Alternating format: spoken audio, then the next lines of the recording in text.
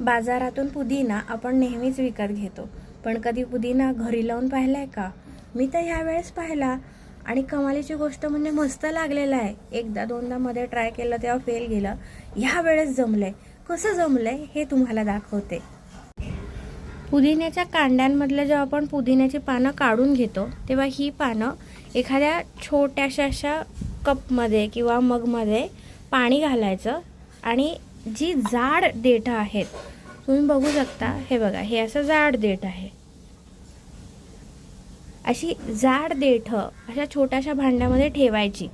साधारणतः 3 दिवस मी पूर्ण उन्हामध्ये ती देठं पाण्यामध्ये बुडवून ठेवली आणि फुल सनलाईट दिलं त्याला. त्यानंतर त्याला हळूहळू आता पालवी फुटायला स्टार्ट झालेला आहे.